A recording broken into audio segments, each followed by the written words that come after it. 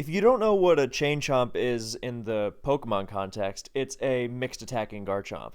Now, I wanted to highlight this set, especially in the context of Gen 5 OU, because I think it's a really cool set that manages to stay perpetually underrated. It's not hard to see why, of course, because its whole existence is predicated on the idea of physical Garchomp being the standard. And physical Garchomp is, of course, the standard because it is virtually flawless as a physical attacker. However, physical Chomp, for all its incredible traits, does tend to get played around. I mean, when it gets going, then there's nothing scarier, of course. But when you know the Chomp is physical, then it's easier to play around. Just because, also, not just because you know it's physical, but because its natural checks and counters are able to play around it for the most part, being physical walls. It's also got the major issue of sometimes having a problem with its Dragon Stab. The issue is that if it uses Dragon Claw as its Dragon Stab, it's not hitting that hard. And Outrage hits really hard, but of course it locks you into Outrage. So you got a bit of a conundrum there, and it contributes to Garchomp getting played around a lot. And here's the beauty of Chain Chomp, as we're about to see. It's not just about luring physical walls in and destroying them with Draco Meteor and Fire Blast. That's obviously great, but it's more, to me, it's more about the freedom with which Garchomp can use its Dragon Stab. And, of course, the surprise factor makes it a lot better. But even once the surprise factor is up, then it's still, terrifying to deal with. And it's just such a... Yeah, I'll stop myself from repeating there. So, this first game, which is exhibiting Chain Chomp, is a Smogon Tour playoff game between Blunder and Ojama from 4.5 years ago. And I built Blunder's team. It's still one of my favorites ever. But the overall point is that Ojama does not have a traditional physical wall like Skarmory or Gliscor or Hippowdon or Tangrowth. That would be annoying to a Swords Dance Garchomp and all that physical set. And you would say, oh, well, that sucks because if he had a regular physical Chomp, he'd be really scary. But that's the thing. Even though Chain Chomp is not facing which is rare, by the way, that you don't face a matchup with one of like Skarm or Gliscor, or Landorus Therian is way more popular than physically defensive Hippowdon, or Tangrowth or something. You always overlooking something. But yeah, so even in these matchups where there isn't something that would traditionally put a stop to an SD Chomp, then Mix or Chain Chomp is still really, really scary. And part of it is the freedom with which it can fire off those its dragon moves. It's also really flexible in terms of its moveset, because with just the immediate damage of Draco Fire Blast EQ covers more or less everything. So in that last slot, you can do a lot of things. You can do Outrage, which was my favorite. You can set up Stealth Rock with it. You can do really funky stuff. There's almost no end, right? So that's another really cool thing about Chain Chomp is its flexibility, as opposed to something like SD Chomp, which it's got SD and then EQ and then that Dragon Stab conundrum of Dragon Claw versus Outrage. Theoretically, both if you have Magnezone support, that's pretty cool. But that's also constricting, and if you don't have Magnezone support, good lord, I gotta get ad block. Then you want to slot in Fire Fang, and there's all these other moves you want to run on it. Sometimes you want a Stealth Rock on it as well, but then you need that whole anti-Skarm support, which is usually in the form of Magnezone. So Chain Chomp has a lot of flexibility, both in its last move, and that helps out in the team builder, because it helps clear the way for other Pokemon on your team, like Terrakion is a nearly perfect partner for it. And it offers you a lot of flexibility in battle, whereas SD Chomp is quite rigid. Not that doesn't make it a bad Pokemon, of course not, but in that it's less threatening while its traditional checks are still around and healthy, unless you commit and go in for the SD and start blowing through them, but then you need that boost, you need that free turn, and you're probably going to weather damage in response, as opposed to Chain Chomp, which A, is less easily immediately checked, and B, does not need that free turn to start throwing around big damage. So even with Garchomp's unimpressive special attack stat, then it's still able to get by with the aforementioned qualities, as well as the sheer power, of course, of Stab Draco Meteor, and Life Orb helps out a lot too. So even Fire Blast is stinging really hard, and of course giving that boost to Earthquake through Life Orb is really nice since you're not investing in attack. You can even give it, it's so fast that you can even give it a plus special attack nature if you like. You're going to miss out on Thunderous Therian, so that's kind of a big one you got to watch out for, but you know, if you don't mind that, and if you have another plan for Volcarona, which you should, and if you're pairing with a Terrakion, then it's not a problem, just as one example, then you can definitely get flexible with it and make the most out of that special attack stat. So let's get into this game. We're not going to do a deep dive. I just wanted to... I have a couple other games that I want to check out and just see the freedom with which you can use your Tank Chomp. Anyway, this is a great battle, by the way. I recommend checking it out just to study it. So we've got a U-turn, Heatran, Taunt, Wisp, Blunder, burns through a lot of Magma Storm PP very early on. Let's see, there's 3, there's 4, or no, there's 3. So... Of course, Mew is running out of soft-boiled as well, so... Anyway, Gastro comes in. Great double switch by Blunder to Amoonguss. This is when Sleep was still legal, so Latios comes in to Sleep Talk it. You stun Spores, and Tyranitar is going to have an even easier time trapping it at full health. Ojama doubles to Rachi. They're going to get a Brox. Heatran comes back in, avoiding Thunder. Here comes Gastrodon. Is he going to double to Amoonguss? Good job, Blunder. And now Latios comes in, and Blunder now has Garchomp come in. So let's take the example of... Actually, Mew's kind of chipped here. And Ojama's team is very unconventional. This is not a standard Gen 5 OU team. But the freedom with which he can just toss out a powerful Draco Meteor here is just wonderful. Whereas, even if you were an SD set, and because Ojama's going to go to his physically defensive Gastrodon, right, which is the standard in Black and White for taking Keldeo Secret Swords, and just generally taking on ground types like Lando and Mamoswine and Excadrill. So, and it is a good interim check to... I mean, it's not a good Garchomp check, don't get me wrong. Ojama's team is not well equipped to take on Garchomp. But in this early one-on-one, it could stave off SD Chomp, because Blunder's going to have to SD if he really wants to make something happen. He needs that turn. He's not KOing without... it would be SD Dragon Gem, because this is when gems were still allowed, of course.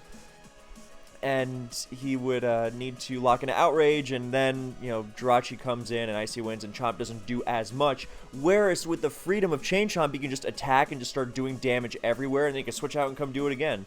So, whereas if he doesn't boost, then Gastro's going to beat him one-on-one, and if he does boost, he's either going to risk a ton of damage, or he's going to get 1 KO and be limited. Now, I'm not saying Physical Chomp would have been bad in this game, but this is just an example of the overall freedom you get in playing with it. So, does a ton to Gastro, by the way. How much was that? I just want to see it. Just rip off that giant chunk of HP. Oof, brutal. So, doing some calcs. Ojama pivots to Gyarados. Blunder Dracos again. No need to go for EQ because he calced. Good lesson here, by the way. Ojama and Blunder both go down on their timer. You can't see it on the screen, but I'll just pivot over there. So pay attention to your screens for this one. If you're not, you can also not. If you just like the podcasting. But since we are going over a replay at this point, then I think it's beneficial for the full experience. Although if you've got me on in your car or something, then well, anyway. So, sorry, my mind just went to the state of Texas for a second. So, Ojama's going down to 60 seconds, Blunder's going down to 60 seconds himself, and now we will readjust those dimensions. Can you not play this copyrighted song in an ad? And yeah, okay. Good lord. Yeah.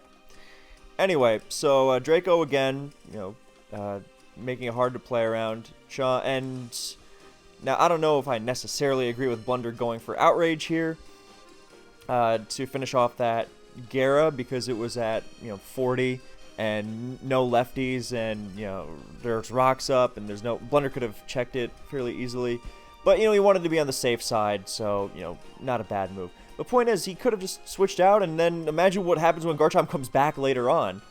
So now the -1 Outrage actually still does kind of a good chunk to something as bulky as Mew. To do 30% with a -1 Outrage with no attack EVs, that's pretty amazing. And that's a big reason why Life Orb is so good. Because there's a lot of stuff you can do with Chain Chomp. Or previously, some players like Chain Chomp with Dragon Gem. I know Smurf used that a lot on some variations of his classic Hyper Offense team. So, also I have a new background music playlist.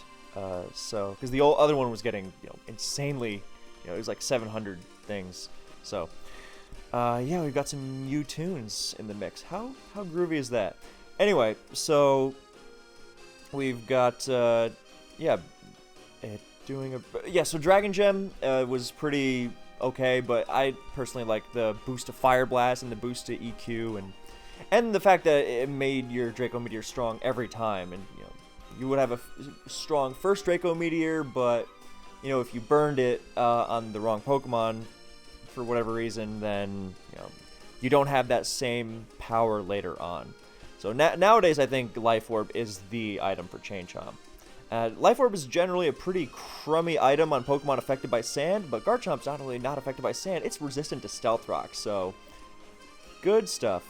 Anyway, so Mew takes it down, and that's pretty much all we need to see from Garchomp in this battle, excuse me, because that was just that. So here's another example of, this one is relevant because specially defensive. So when I made that team for Blunder, then it was in the wake of Excadrill being with Sand Rush on rain teams, and the sand teams had to use a lot of physically defensive Gliscor. And then after that, then they started shifting over to special defense to take on things like Alakazam better, and just generally be harder to KO. So with that shift to specially defensive Gliscors, then Chain Chomp is less threatening with Draco Meteor. I mean, it can still be threatening, as we'll see in this game. Let me see here, there's Rock. See, look, it's still a good rocker. So there's Draco, and I mean, Gliscor could have just EQ'd safely here. But that was actually a great move on Jimmy's end, not just to Draco and do a bunch of the Gliscor, but because he knows he doesn't want to allow a free switch to Rotom Wash, so the Gliscor is, it might switch out, it might, who knows. Either way, Draco Meteoring is not that bad. But point is, even with the Spidef Gliscor on Gary's side, Gary versus Jimmy, that's funny. Even with the Spidef Gliscor on Gary's side, then it can just take a little bit of chip damage before Chain Chomp is threatening, even though technically it is one of the better answers to it you'll find. Because, Gary's got a Spidef Gliscor and a Reuniclus, both of which are theoretically good against a Chain Chomp, especially one without Outrage to help. I really like Outrage, personally. I really loved how it sealed the deal even after you were at -2 special attack. So, yeah. But even with those two around, then especially because I have to stress that Chain Chomp is not the only Pokemon on its team, and it's meant to be a team player, and you can help it out with whatever you're not covering. Like, case in point, the speed thing against Thundurus Therian.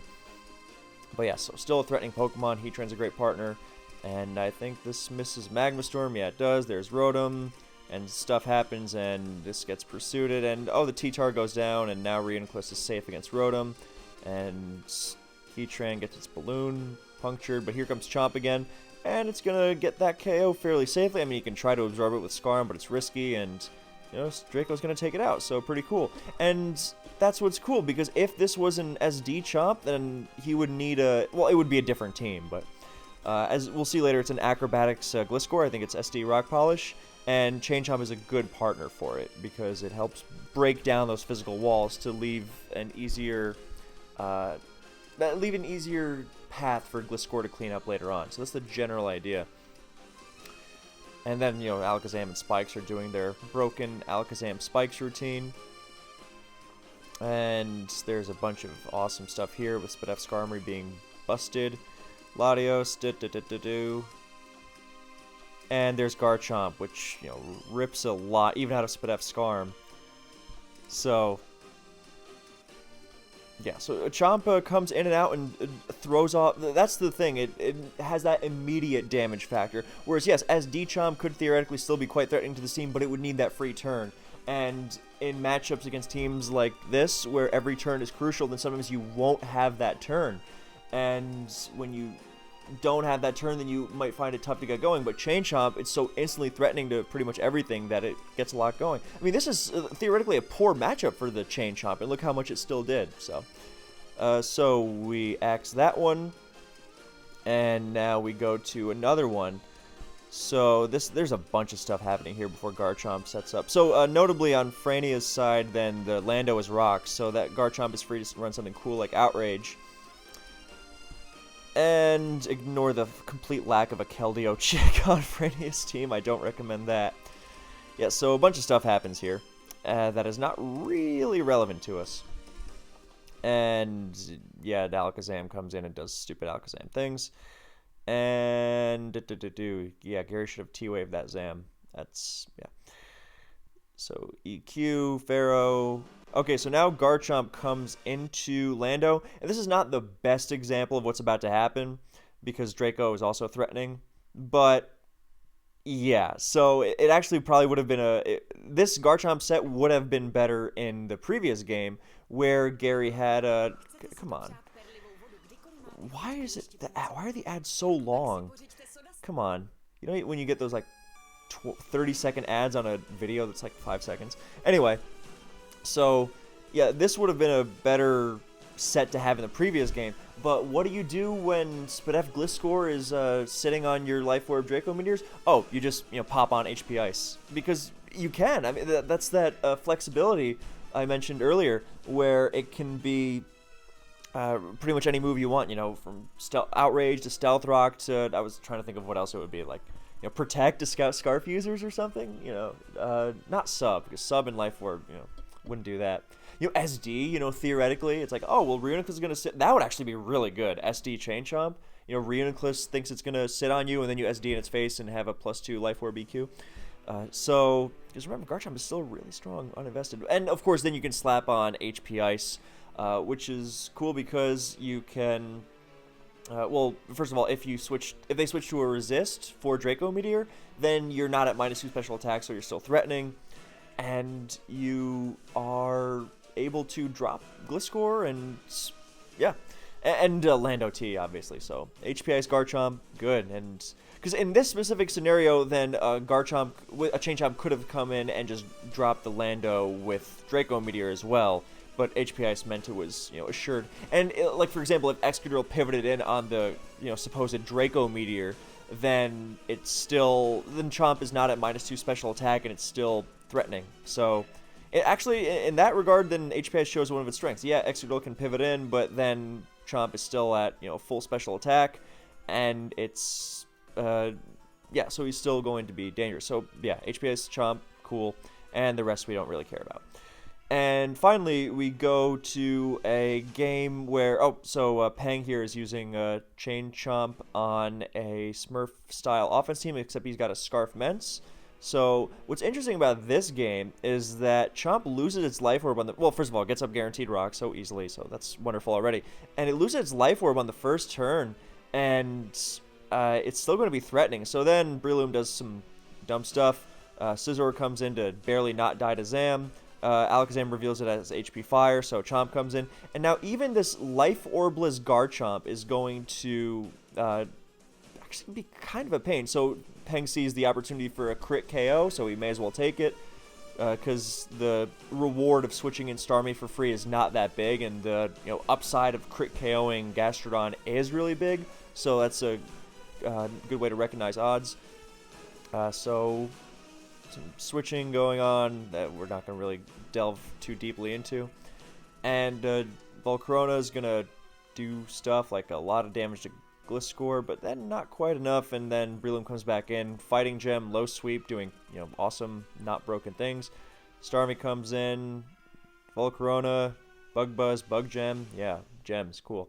So Flamethrower here. So again, Chain Chomp on its own is not going to be shredding super bulky teams like this, but with the various damage being strewn about by its aggressive teammates, then it's one of the best Pokemon to have because it's a great Pokemon to have as part of a team effort.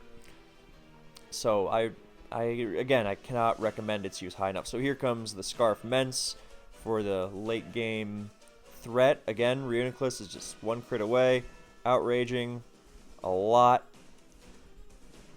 and not quite getting there. So in comes Chomp, and Xiaoyu switches, but either way, it's yeah. So here's okay. This is the main thing I wanted to highlight. How having a special attacking focus means Garchomp is still threatening even if burned. So Xiaoyu is terrified of, just recovering nonstop and getting crit. Oh, and also, this was a great move on Peng's part because it means he doesn't risk switching Breloom into a Scald or an Ice Beam. So that was really, really smart. And even if Gastro... because if Gastro stays at this low health, then the Mence Breloom combination are more threatening. But what's really cool here is that even if this Scald burns, then Draco Meteor is really scary. Now, I don't know why Xiaoyu is not quite going to Reuniclus, so it's not an ideal example. But, yeah, so Chomp doing a lot of cool stuff, and then Bullet Seed into Scarf Mence is, yeah. So that's Gen 5 OU Chain Chomp, and I recommend its use. What's cool about it is that it also inspired some Chain Mega Chomp use in Gen 6 and 7. I actually found this old game where I used a team that Tala gave to me. It was really cool because it had Chain Mega Chomp. So,